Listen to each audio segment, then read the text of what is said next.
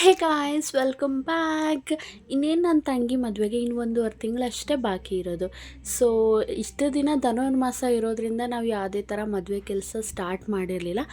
ಹಬ್ಬದ ದಿನವೇ ಸ್ಟಾರ್ಟ್ ಮಾಡೋಣ ಅಂತ ಹೇಳಿ ಇವತ್ತಿಗೆ ಬಟ್ಟೆ ತೊಗೊಳ್ಳೋಣ, ಸ್ಯಾರಿ ಪರ್ಚೇಸ್ ಮಾಡೋಣ ಪ್ರಿಯಂಗೆ ಅಂತ ಹೇಳಿ ಬಂದಿದ್ದೀವಿ. ಸ್ಯಾರಿ ಪರ್ಚೇಸಿಂಗ್ ಅಂದರೆ ನಾವು ಸುದರ್ಶನ್ ಸಿಲ್ಕಲ್ಲಿ ನಾವು ಪರ್ಚೇಸ್ ಮಾಡೋದು. ಮಲ್ಲೇಶ್ವರಂ ಆಗಿರ್ಬೋದು ಅಥವಾ ಚಿಕ್ಕಪೇಟೆ ಆಗಿರ್ಬೋದು. ಬಟ್ ಸ್ಯಾರಿ ಪರ್ಫೆಕ್ಟ್ ಆಗಿರೋದಂದರೆ ಸುದರ್ಶನ್ ಸಿಲ್ಕಲ್ಲಿ ನಂಗೆ ತುಂಬ ಇಷ್ಟ ಆಗುತ್ತೆ ಕಲೆಕ್ಷನ್ಸು.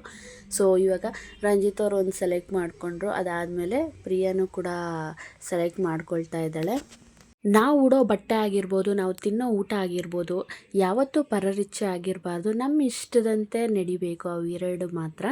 ಸೊ ನನ್ನ ತಂಗಿ ಎಷ್ಟು ಚೆನ್ನಾಗಿ ಕಾಣ್ತಾ ಇದ್ದಾಳಲ್ಲ ಈ ಸೀರೆಯಲ್ಲಿ. ನನಗೆ ಈ ಸೀರೆ ಅಂದರೆ ತುಂಬ ಇಷ್ಟ ಆಯಿತು. ಸೊ ತುಂಬ ಚೆನ್ನಾಗಿ ಕಾಣಿಸ್ತಾ ಇದ್ದಾಳೆ.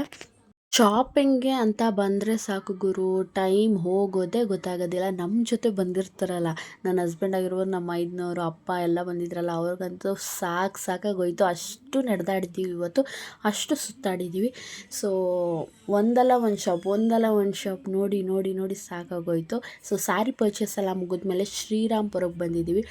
ಬಿಕಾಸ್ ಪ್ರಿಯಂಗೆ ಹಳದಿ ಸ್ಯಾರಿ ನೋಡೋಕ್ಕೆ ಅಂತ ಹೇಳಿ ಅದನ್ನೆಲ್ಲ ಮುಗಿಸ್ಕೊಂಡ್ವಿ. ಹಾಗೆ ಸ್ವಲ್ಪ ಮನೆ ಕರ್ಟನ್ಸ್ ಆಗಿರ್ಬೋದು ಎಲ್ಲ ತೊಗೊಳ್ಬೇಕಾಗಿತ್ತು, ಬ್ಲೌಸ್ ಪೀಸಸ್ ಎಲ್ಲ ತೊಗೊಳ್ಬೇಕಾಗಿತ್ತು. ಅದಕ್ಕೋಸ್ಕರ ಶ್ರೀರಾಮ್ಪುರಕ್ಕೆ ಬಂದಿದ್ದೀವಿ.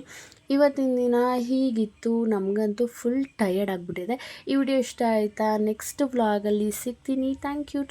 ಬಾಯ್.